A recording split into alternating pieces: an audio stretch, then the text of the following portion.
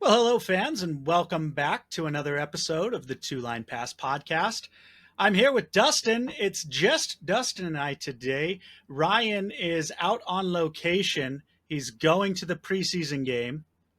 He's actually not, and I'm not sure why I just lied to you there, but he's on very important podcast business. So we're only going to rouse him a little bit for not being here, but I am here with Dustin. We've got a great episode for you tonight. Dustin, how are you feeling? Are you ready for this?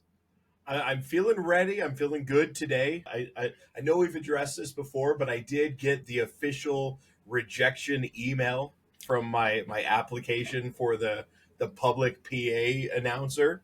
But I did get that form email saying, "Oh, we filled the position with another candidate, but thanks for your interest and we'll be posting other positions in the future." So I officially did not get that job. I mean, it's fairly obvious when they're already cranking out preseason games, but it is officially official that I did not get that job. So it was a little blow, a little sting, but I'm going to bounce back because honestly, I'd rather be here talking with you, talking hockey with you, and informing and educating our fans and the Utah HC fans rather than just sitting in some booth giving you miraculous and awesome calls of goals in the Delta Center. So we're okay. Listen, my condolences to you because I think you would have been fantastic as the PA guy, but I'm happy that we didn't lose you because I can't pay you what you would probably make as the PA guys. So I'll keep you as long as I can, bringing the heat to the fans here, and then they will slowly but surely. The team will see what you're bringing to the table, and they will realize the error of their ways, and they will come a call, and it's going to happen. Yeah, I'm either getting the job in the future, or I'm getting a very nice apology edible arrangement. Is that the fruits that they carve into flowers? Yeah, that's what we're getting. Yep, I've bought well, let me rephrase that. I've contributed to the purchasing of multiple edible arrangements. I have not received an edible arrangement myself. Have you? I haven't, but my wife has, and they're very overrated. Are they? They're pre-cut, and so they go bad really quickly. And if you get a big one, it's got like almost a full pineapple's worth of like pineapple flowers. There's cantaloupe and honeydew. There's just way too much to eat for like one sitting. So I think it's a little.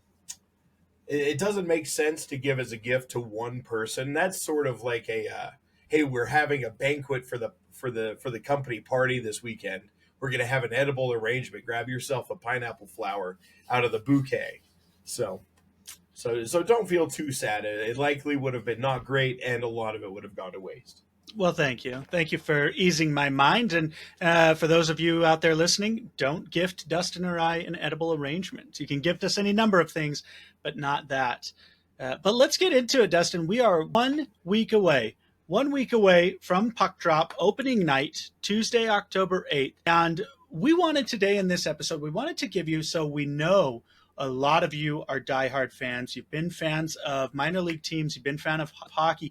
But a lot of you, because you have had no professional, elite, non-minor league option, you maybe haven't paid attention to the NHL as much as you would have if you did have that option, and now you do. Now you do have that option. So Dustin and I today are going to catch you up to speed on all the things you missed in terms of what the game of hockey is. So this is basically a hockey 101, break down some of the common rules, some of the things you're going to see when you're in the stands, when you're watching on TV, when you're watching on your SEG Plus subscription, whatever you're doing, we're going to give you the foundational knowledge of the game itself, so that you can follow along and be prepared. And from Dustin and myself, like, we had to go through that. You know, you have to go through that sometimes and watch it. And we didn't have these amazing podcasts to give us the blueprint. We had to just fumble along and learn ourselves. But thankfully, you don't have to fumble in the dark. You've got us, and we're going to hold your hand through this. Now, what we're going to do is Dustin and I are going to go through some of the biggest things, right? The things you've really got to know, the things that are going to be impactful that aren't maybe as obvious of what they are. Like if you say, oh, he hooked somebody, you can kind of get the idea of what a hook is just by the word. But maybe you can't get that if you know what icing is. Icing itself doesn't necessarily describe it. So we're going to break that down, and then we're going to go over a few etiquette rules. So things, if you've never seen a professional hockey game in person, things you might need to know about how to watch and be a better fan, for you and those around you. Some other sporting events may have similar rules, but hockey has its own. We're very serious about our hockey etiquette. Dustin, are you ready to drop the knowledge on some rules and some etiquette? I'm ready. Perfect. Well, Dustin, you are going to take it away with icing. Is that correct? Yeah, that's really what I wanted to touch on first and foremost, because that's the when we started recording this podcast, we were right smack dab in the middle of the Stanley Cup playoffs, and there were a lot of people that I saw on Twitter who are, "Ooh, okay, I'm going to start paying attention to hockey. Ooh, I'm in Utah now. We have an NHL team. Maybe I want to start taking it a little more seriously." And the one thing that I saw continuously is, what is icing? Why did they call it here instead of there? And why, if the goalie touched it, why is it not icing versus it is icing? And so when you understand what it is, it's a really simple concept. It's a really thing to recognize and understand, especially like once you know, like most goalies raise up their own stick, which is what the referees will do to signal that it's icing. But the goalie will do it himself. You're like, okay, even if you don't have a full grasp of what icing is, that'll give you an idea of like, okay, that's going to be icing. So, what icing is when a player shoots the puck from their side of the red center line and it passes over the blue line into the opposing team's red goal line. So if you imagine the hockey rink, there is a red line at center ice, and then there's one at the net. If it crosses over both of those without being touched, it's icing. Now, there are times where like the goalie will stop it from crossing the red line to prevent icing if he sees like his team in an advantageous situation, or maybe he catches the other team in like a line change or something like that. He might stop it and clear the puck back the opposite way. The other time it's not called is if the team that cleared the puck down to the opposite side of the ice, if they're on a penalty kill. So when you're killing a penalty, when your opposing team is on the power play, you're allowed to ice the puck. Just flick it out of your zone all the way down to the other end of the ice. Get it out of your zone, out of your attacking zone. Line change, whatever you got to do.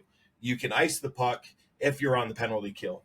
But basically, really simple, and I probably ran on too much to make it a little confusing. But basically, if it crosses the center red line and then the goal red line without being touched, it's icing. Pretty simple. But And I now did see a lot of confusion from fans not knowing why, and especially on the penalty kill situation. I saw a lot of people asking, like, well, that went over both red lines. Why is that not icing? So fairly easy once you understand it. now the modern game now today's is no touch icing, and that was not always the case. It was a safety precaution put in, but it used to be back in the day that the other team, if the team who shot it, who would ice the puck, touched it first behind that red line, the icing was waved off. And now you're not going to see that. Now it's no Yeah. touch icing, right? Yeah, you used to see, like, if a team cleared the puck and it went both ways, you used to see players like actively racing to the puck where the team that cleared the puck is trying to get it to prevent the icing call. You used to see that. You don't see it anymore. And like you said, it's a safety thing. I would imagine a lot of people wound up crashing into boards, just going full speed into the glass and into the boards trying to get to that puck first. But yeah, you used to see that, but not anymore. Well, that is an excellent breakdown of icing, and I think icing is probably the one thing that probably confuses fans the most in terms of it's the probably I'd actually think 100% it's the thing that stops the play most. So when the play stops, because hockey is an otherwise very fast, not a lot of stops type game, and icing is the thing that's going to stop the game most often. And so when you're not quite sure of what icing is, you're going to always want, well, why did they stop playing? Like, I don't understand why they stopped playing. Well, because they iced the puck.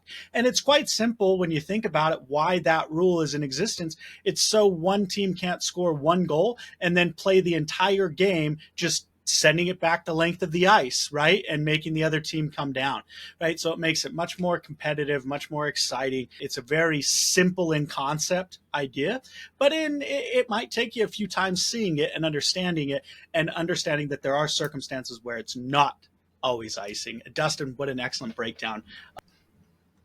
Now I want to talk about a few things too that you'll see, and specifically that it's not always intuitive as to why these things are happening. And the three things I want to talk about are: how do face-offs work, how does the line changes work, and how does offsides work. And face-offs, I think, is one of those things for a new fan. You're going to see things that it's not quite clear why these things are happening. If you've had a chance to watch some of the preseason, a couple of things you may have noticed: that the linesman, who is the referee who's dropping the puck to start the play, doesn't always drop the puck immediately.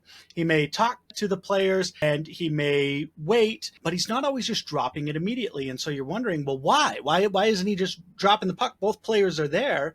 Just drop the puck. Well, there's specific things that have to happen on the face-off. So both players have to, both in this case centers, as they call it, not always the position center, but the two center positions that are going to be taking the face-off have to come into the face-off zone, and they have to be about a stick length apart, and each of them have to be facing the opponent's side. So you can't take a face-off turned or any type of movement. You have to be straight on to your opponent's end, face to face, straight on. Both sticks have to be placed on the ice. Both blades have to be touching the ice. And you have some gamesmanship going on. The away team, the visiting team, their blade has to touch down first, and then the home team. But once both sticks drop, the puck drops. Now, what happens is you'll try to see momentum gathered for face-offs and things. So there's a little bit of gamesmanship about how to time it. So you touch the ice, puck drops, and then you immediately lift your stick to try to pull the puck back, or however the case may be. And there's going to be times where the centers aren't going to be in line, and that linesman's not going to drop the puck. And then also imagine yourself in the linesman, that sheer power that you must feel with the game and the ability to start and stop the game at your command. It must be a very thrilling, powerful feeling. And so there are probably some linesmen who take it to the extreme and really delay it. And we'll get to the etiquette part, because there are things you can yell at that time. If that official is not dropping the puck, it's not always the player's fault. It's the official. He's just being a jerk. But you may also see, okay, so the official isn't dropping the puck, and now he just kicked that guy out. That guy was going to take the face off, and now he made another guy come in. Well, there's certain rules that he has to follow. So when the linesman declares that the face off is ready, each player has 5 seconds to get there. And if they take longer and the other player is set, the official can drop the puck. It almost never happens. But if they take too long and they're meandering around, boom, they can get the boot, and another player has to come in. If a player refuses to put his stick on the ice, or plays too much of a game of chicken of putting his stick on, he can get kicked out. If he gets too close to the face-off circle, he's gone. And if he makes physical contact with the opponent, believe it or not, gone. He's out. And then, of course, the face-off can be restarted if the wingers get too close to the face-off circle. If the wingers are jawing at each other and fighting, that can delay the face-off. Even if it's happened, you can redo it. So you're going to see that a lot throughout the season. You're going to see the linesman not dropping the puck immediately. You're going to see people kicked out of the face-off circle, and you're going to see face-offs happen again. And now you'll know a little bit more about why those are happening. The next thing I want to talk about is offside. Offside is a very simple concept, right? If your body, your offensive player's body, is past the blue line, and now remember it's separated. Goal, blue line, center ice, blue line, goal, right? Those two blue lines. if your offensive player is all the way in front of the blue line before the puck crosses the blue line from another player or himself, that's offside. One key thing to note about offside now, it's different a few years ago, is A, the player's skate does not have to be on the ice touching the blue line, and the entire skate and body has to break the entire plane, the far side blue line. If even a fraction of this is on, the player is onside, and you will see this time and time again throughout the season. It's one of the biggest coaches' challenging an offside. You will inevitably see a play stopped, and the game stopped to review an offside. And what they're looking for is to see if the player's entire body and skate is over that plane. If any part of it, even if it's elevated in the air, is over that, then the offside can be waved off or non-existent. Same thing, it can be called. If it wasn't called initially and a goal is scored, offside can be reviewed and the goal can be overturned. You'll see that as well, both for and against Utah inevitably. So just keep in mind, if you didn't know that, it's that blue line and the puck has to enter the zone before the rest of the body has to enter the zone. Excuse me. And I'll add one thing to that. You'll see it. You'll see it more often during when you're on the power play. But if you have your puck in your attacking zone and all of your players are on that side of the blue line, and the puck leaves the zone, it crosses back over the blue line. The puck can't come back in until all of the skaters get back to the other side of the blue line. So you'll see that if you're new to this. You'll see, like, when you're on the power play, the defending team will kind of clear it out. Even if it just barely goes past the blue line, the attacking team will kind of back it off a little bit, and everybody will come back and regather because it will still be offsides if it crosses the blue line and then comes back into the attacking zone without every one of your skaters back across that blue line. So it still applies as offsides, even if you got it across the blue line while onsides. That is correct. And think if for those basketball fans, maybe you played some street ball or basketball in your home court. Think about you get a rebound and you got to go check it to half court. Kind of the same concept. And you'll see, just like Dustin talked about, the goalie raising his arm and a linesman raising his arm for offside or for icing.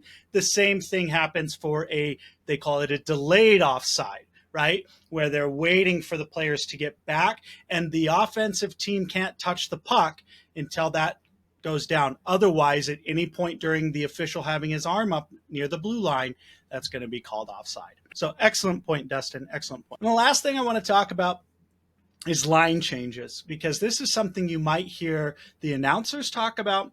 You might hear your radio guys talk about in terms of the advantages of the home team and the away team. When play is not live, right? When there's a whistle and the play has stopped, each team has the ability to initiate a line change. However, when the play is stopped, the visiting team has to make their line change first, and then the home team has the ability to respond to that.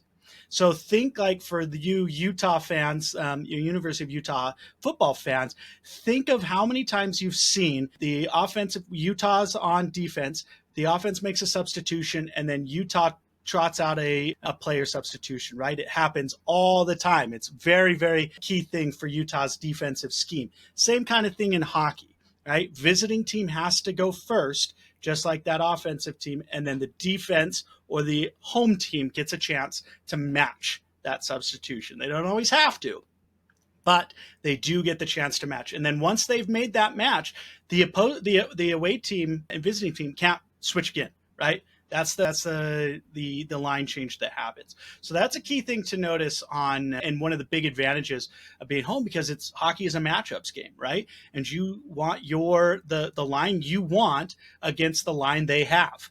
And that's the chess match of a coach trying to get that. And during the the whistles, that's a way to get it. Now, once the play goes, those line changes are fluid, right? They're on the fly. If you've seen the Mighty Ducks, right? Those changes occur rapidly, quickly, and there is no necessarily the visiting team, home team go. It's just whenever you can make a line change, you make a line change as long as you're not too many men on the ice. So those are my three big ones that I want you guys to know, that they're not necessarily intuitive in terms of it may take a few games, maybe even the whole season before you truly feel like you understand those. But we've hopefully given you a foundation. Now, if you've never seen a hockey game, maybe this is the first time that you're experiencing it, and you want to know about the penalties. You have no idea why a guy got sent to the box. 2 minutes he's got to sit there most of the time. Well, there's a few things that are called for penalties, and Dustin and I are going to break them down. First, I want to break down the timings of it. The most common, by far, is a minor penalty. That's generally 2 minutes, right? You go into the penalty box for 2 minutes. It's a power play for the other team. A double minor, generally assessed when you draw blood via penalty. Now that's a 4 minute. It's a 4 minute, okay? There's also a major, that's 5 minutes. 5 minutes, and the rules change where during that 5 minute major, the team on the power play can score as many times, and that guy's got to serve all 5 minutes no matter what. With the other penalties, if the team that has the player advantage scores, that guy gets to come out of the box. You've seen that. Our penalty kill in the preseason, it's been okay, but you've seen a couple of power play goals for them. You've also seen us score a couple of power play goals. But in a major penalty, doesn't happen. That guy's got to sit all 5.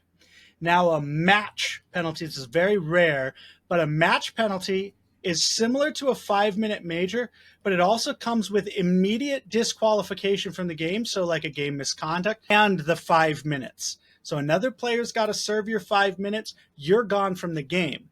And this is different from a standard game misconduct, because with a standard game misconduct, you don't always go on the power play or penalty kill with it. But with a match penalty, you do. It's a 5 minute major and a game misconduct. It's called a match. So now let's break down what those penalties are. Dustin, he's going to go over some of the minor penalties, some of the physical body checking style penalties. Hockey's a physical game, but you can't go crazy. Some of those hits are going to land you 2 minutes in the penalty box. Dustin, why don't you break it down for us what those penalties are? So we'll just go straight from the horse's mouth. I'll go mostly a lot of these definitions. They won't be word for word because I don't want to just toss a bunch of like legalese sounding stuff to you, but just straight from the NHL rule book.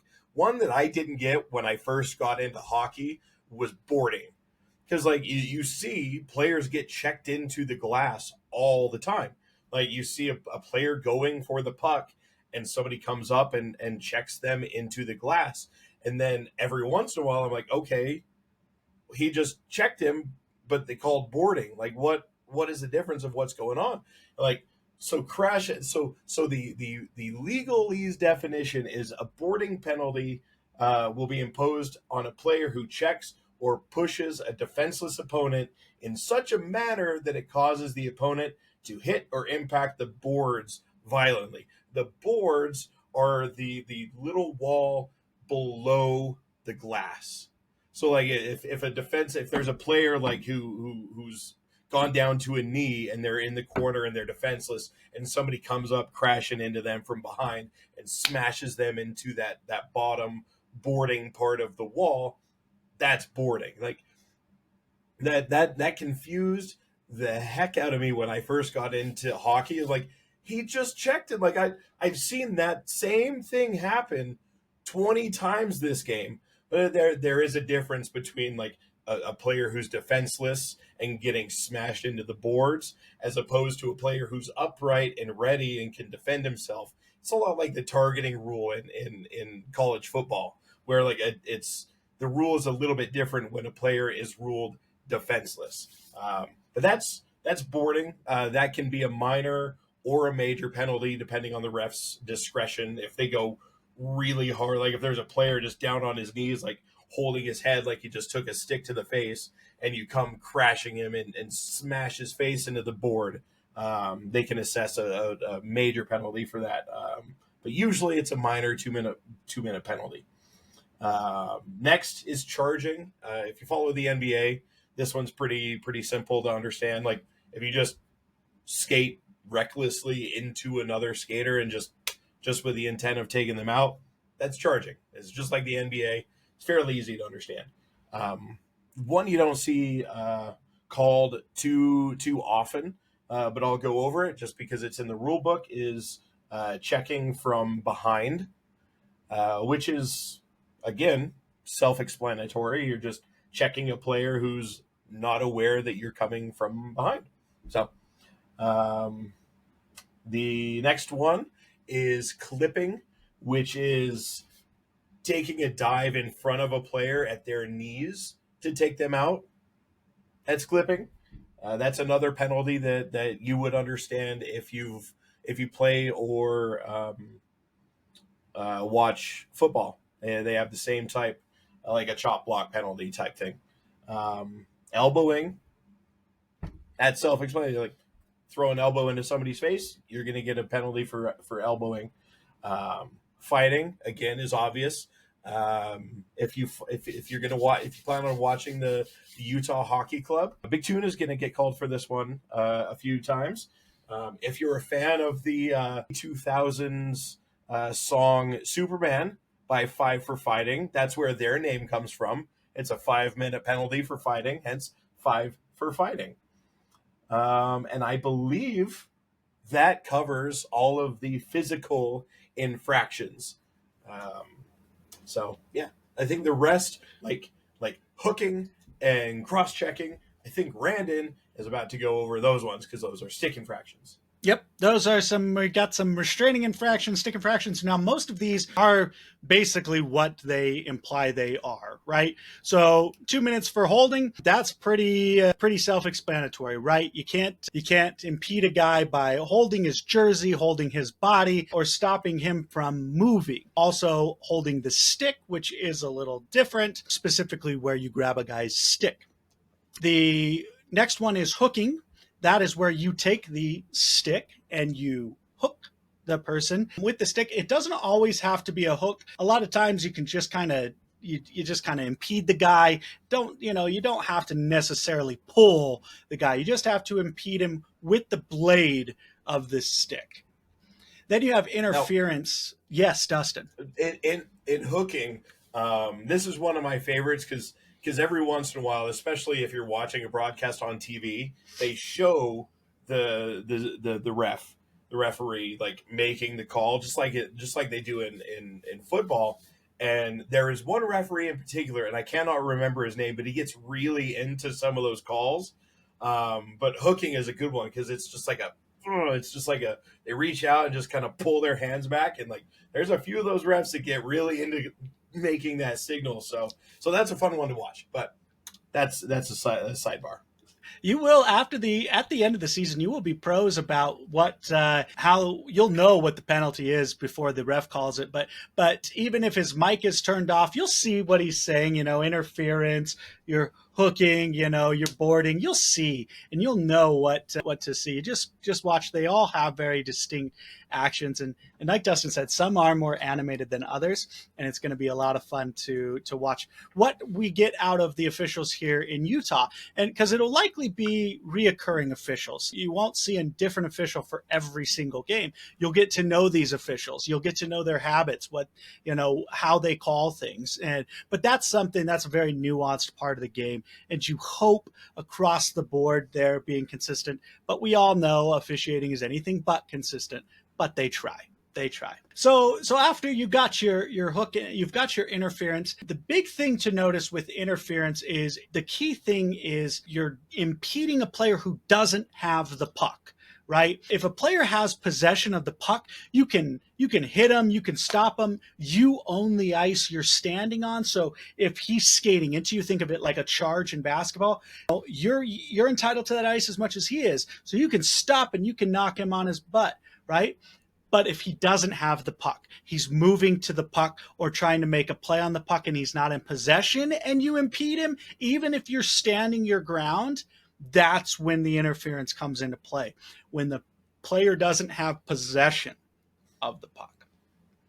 Now, tripping, that's pretty self explanatory. If you use your stick, foot, anything to take the other guy's legs out, a lot of tripping can sometimes seem not intentional. It doesn't matter with a penalty. One of the things you'll hear is players and announcers and stuff will say, you always have to be in control of your stick, right? Even if you didn't mean to trip the guy, you lost control of your stick. And so you're at risk of that penalty. It occurs with a lot of the stick infractions too, right? Intent doesn't matter. It's the outcome of the play. Tripping, you take a guy's feet out, 2 minutes. Butt ending, you don't see this very often, as you might expect, but that's when you take the end of the stick, right? And you give the guy a little jab, jab. Can't give the guy a little jab, jab with the end of that stick. That's going to get you a butt ending. Then you're going to get cross-checking. This is probably next to interference, one of the most called, right? That's when you have your stick is in between your hands. You have a distinct separation, and you cross-check the guy, usually in their back, and knock them down. A lot of the hits, if your gloves are together on the stick, a lot of that is going to be a legal hit. It's when you use your stick to make contact with the player, not just your gloves. That's your cross check. Then you got your high sticking, right? Same thing with tripping. You've got to be in control of your stick. If it gets away from you and that stick catches up high, that's going to be high sticking. Whether you intended on it or not, you'll see a lot of times, I would say probably 20 to 30% of high sticking, the player just lost control of their stick. And, unfortunate, but that's going to land you 2 minutes in the box. You've got your slashing penalty. That's when you use the stick to whack somebody. Sometimes if you whack the guy's legs, and he falls down, then the official can pick, what does he want to do? Does he want 2 minutes for tripping? Does he want 2 minutes for slashing? It's his choice. But slashing a lot of times happens on the stick. You can't take your stick to hit the other guy's stick. And then spearing is also when you use the either side of the stick to jab it into somebody. Just remember, guys, no jab, jab with the stick in any way. No jab, jab on this end, no jab, jab on that end. It's going to get you 2 minutes. And those are the restraining and the stick infractions. Everything else is in the other category. Dustin, do you want to go over some of the others? So I just real quickly, I'm really glad we went over that section because butt ending. I thought that was what happened when I was a kid and I didn't get my chores done for the week. Like I thought that like my dad's just gonna end my ass, like just that. I thought it was butt ending, and then spearing. Like I thought that was just Goldberg style, just leaving your feet and just tackle it, just Goldberg or Roman Reigns if you're into the wrestling these days as opposed to the glory years. But that's what my mind thought when I picture spearing. So I'm glad we went over that section. The other ones are pretty simple. Delaying the game, which is like doing anything that delays the game. If you take the puck and intentionally like shoot it over the glass to get it out of play, like you're going to get called for delaying the game. And let's see, diving and embellishment, like that's obvious. That's exactly what Gordon Bombay was trying to teach his Mighty Ducks to do. Take the dive, get indignant, but that's a penalty. So don't take the dive. Stand your ground and don't embellish any of the contact that you get. If somebody's stick touches and grazes your knee and you go flying down the ice and slip sliding around like you're Dylan Brooks playing basketball for the Oregon Ducks, you're going to get called for a penalty there. And then the rest of them are like equipment based penalties, which I mean is just keeping your equipment within rules, like goalies keeping your pads and knee pads and gloves all within regulation. That's stuff that you're not going to see called very often, if any, if at all, throughout a season, like across the entire NHL. Because those are treated a bit like NASCAR's after races they go through inspections, and so do some of the equipment for goalies. So they Mm-hmm. keep it all in check and in line within the rules. So yeah, that's the end of that rule book, as we'll Mm-hmm. say. There is one more that we bring up because it was caused a lot of drama in the playoffs specifically, and that is goaltender interference. And that is going to be an evolving rule. So we're going to watch how it kind of plays. But in general, you cannot interfere with the goalie and keep that goalie from making a play towards the puck, right? So if the puck's on one side and you stand here, even if you don't do anything, and you keep him from the goalie from moving from one side of the goal to the other, that's going to be goaltender interference. If you obviously if you make any intentional contact with him, that's going to be goaltender interference. What you're going to see the discrepancies come to is, was the defending player pushed and initiated the contact? Was the goalie, in fact, kept from making a play? All those are going to be subjective, and we're going to see throughout the season how those get called. But one thing I do want to see outside of goalie is maybe only a handful of fans are going to get to see this. You see it a lot in the minor leagues, tempers flaring.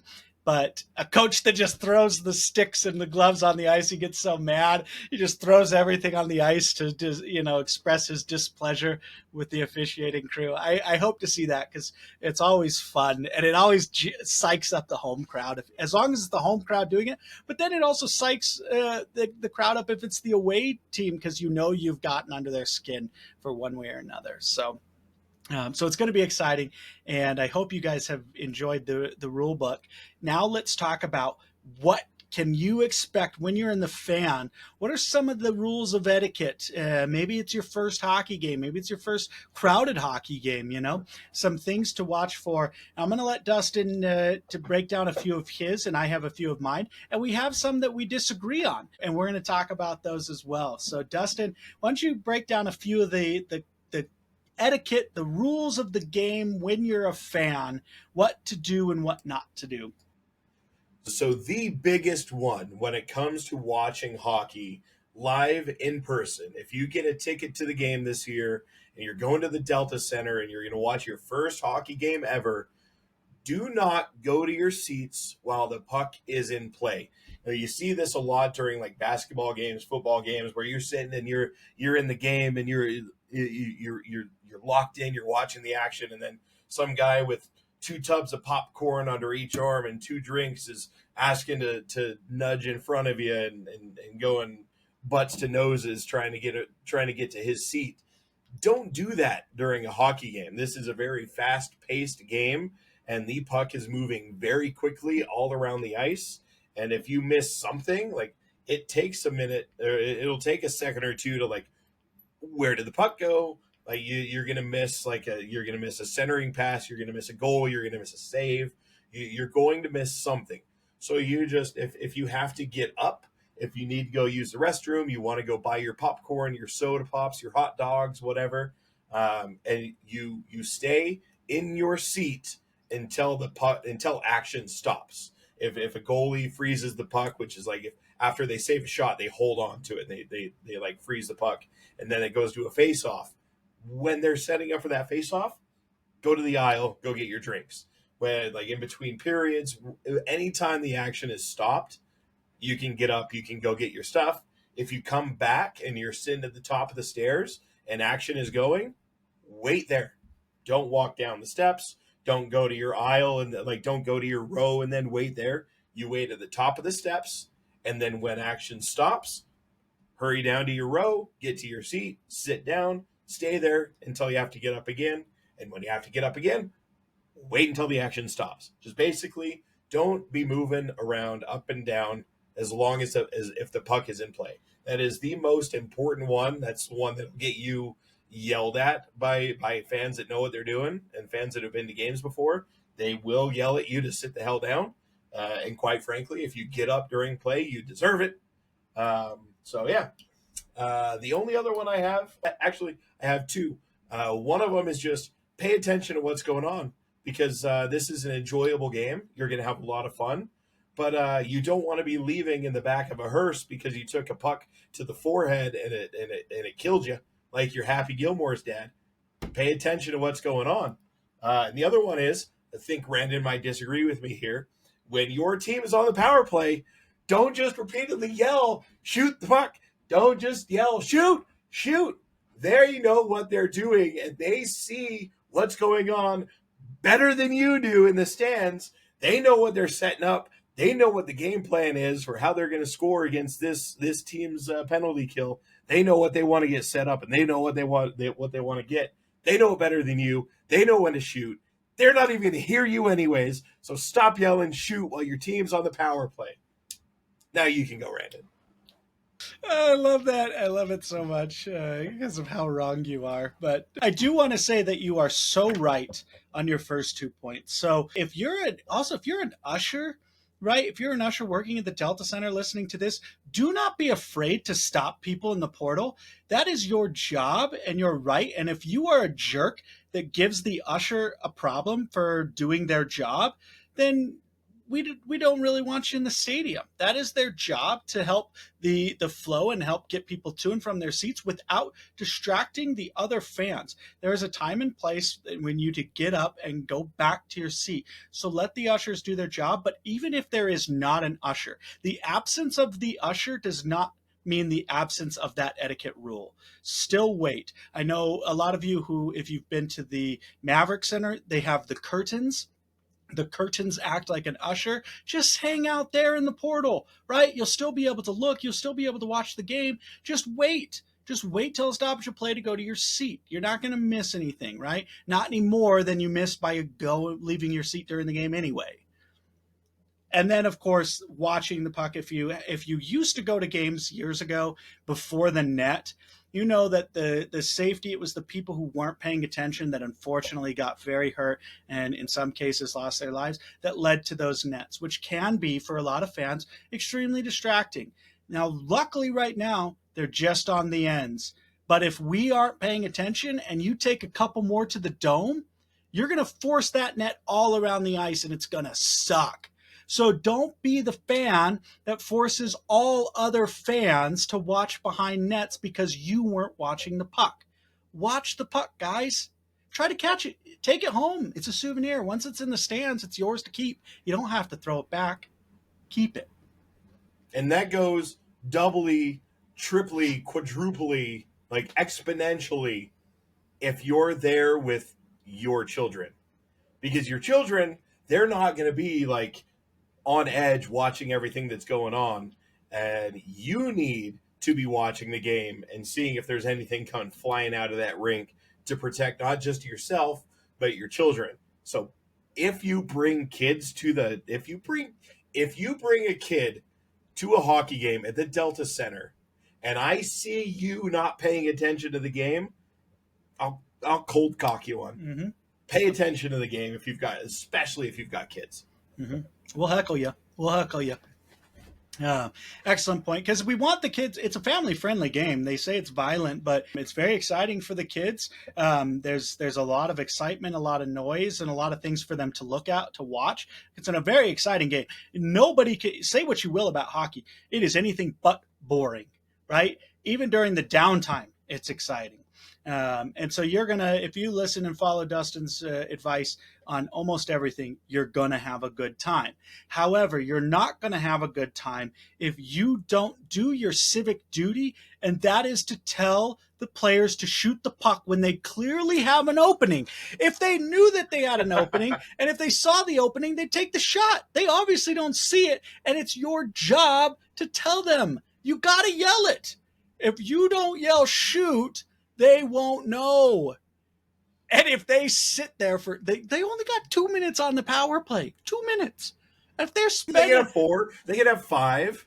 But usually only 2, and if they're spending a minute 30 just passing it around, it's obvious that they didn't know that they could shoot. They forgot, and we need to remind them. They can have 3 minutes. If they score because they shot it. And another one gets a minor for 2, then the team who got 5 is going to have 3 left over. They can have 3. They could. if you're not yelling shoot though from the stands, they're not going to know to shoot. Guys, yell it out. Yell it out. Yell it out liberally, and just I want to hear your loudest shoots. Anytime. I can't tell you how badly I want to see like a post-match press conference during a game where a team goes like 0 for 8 on the power play. Like the other team just kept going to the box, and they just couldn't score on the power play. And somebody in the press conference goes, "Hey, why couldn't you score on the power play? Like you had 8 of them. You didn't net one." And I was like, the crowd never told us when to shoot. We didn't know what to do. We had them lined up, but nobody yelled shoot. I didn't know what to do. Well, it's a fast-paced game, right? And when you're on the power play for that long, you may forget. They're humans. They can forget. So we're trying to be helpful. We're trying to be helpful. So I appreciate it. I appreciate the fan interaction there. One thing that will inevitably happen, and I say this from firsthand experience because if you listen to the first few episodes, I apologize to officials. I was a official abuser. I abused the heck out of officials, and I regret it. I regret it now. I said some very awful things to people who were doing a job relatively well, but because it didn't serve my interest, because my team took a bad penalty, I would yell at the refs, and I very much hate it. And there's a time and a place for voicing your opinions about the officials, but let's not become the fan base that immediately starts yelling, "Ref, you suck," every single time we take a penalty. 90% of the penalties are accurately called. The team deserved it. So let's just not immediately resort to "Ref, you suck," unless they really do suck. And then we can give it to them. But it's going to not happen very often, especially at the NHL level. The officials these are professionals who have been doing this for years. And just because you disagree with the call doesn't mean that the call is wrong. Right? And remember, attack their officiating ability, never their personhood, their humanness. I would always resort to personal attacks, and that was wrong of me. It was wrong of me as a person. And those officials, they've got families, maybe. They got kids, maybe. They got brothers and sisters, maybe. But they at least have parents that at one point in time were alive. And so we need to be cognizant of that. And we need to be empathetic that they are humans, just like us. They're not robots. They don't lack feelings. And sometimes we hurt those feelings. So don't hurt the feelings of the official. But you can say boo. And especially speaking of face-offs, if they don't drop the puck forever, yell boo. Tell them to drop the puck. Voice your displeasure. Because just like people on the power play don't remember to shoot, linesmen sometimes forget to drop the puck. And how are they going to know to drop the puck if we don't tell them? Just saying, guys. Just saying. Help. People helping people. It's powerful stuff. It's powerful stuff. Dustin, I really like this info we've given the fans. What do you think? Do you have any closing thoughts? Anything you want to leave them for the road? I was trying to come up with something, but this is what it's like to podcast when you have ADHD. Like you're going on this journey of self growth and introspection, and you're like, I used to be this way and it was wrong, and at first I was like, hell yeah, man, we love a man who can improve upon his faults and look back at his past and say that was wrong. We love self accountability. And I was halfway through that thought, and then I look at the screen, I'm like, my forehead is shiny, man. And then I start hovering my hand above, I'm trying to block the light from this way, and oh no, it's not coming from there. I was coming from up top. And I'm just sitting here just oh. I thought you were raising your hand to talk. I thought that was you saying, I need to say something. I'm just I'm like a dog. It's just ooh, squirrel, ooh, plastic bag. Just I caught a little glimpse of the forehead glimmer right here. If you're listening to this in audio form, you can see it on YouTube, but I just start holding my arms above my head.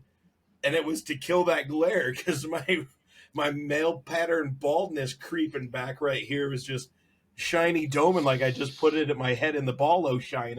And so yeah, that's my closing thought. I have a shiny head and ADHD, so You know what? We're going to see that shining head more and more this season, because we're going to not just be with you once a week. Starting next Tuesday, we have our first post-game episode, and we're going to be with you all 82 games, guys. The preseason is almost over. The roster is about to take shape. We should know that final roster for game day next Tuesday. All you need to do is kick back, relax, and let the Two Line podcast help you be in the know the entire season. I hope you've enjoyed this episode. I hope you learned a little bit. If you have any thoughts, let us know on Twitter at the Two Line Pass. Drop us a comment in the YouTubes, or send us an email at the twolinepast@gmail.com. But thanks, guys, so much for listening. And 1 week away from the puck drop. I'm excited. Dustin's excited. Ryan's excited as well, even though he's not here with us. But Dustin, thanks so much for educating the fans. And remember, fans, shoot the puck! You have yourselves a good night, everybody. Enjoy your day. Enjoy your day.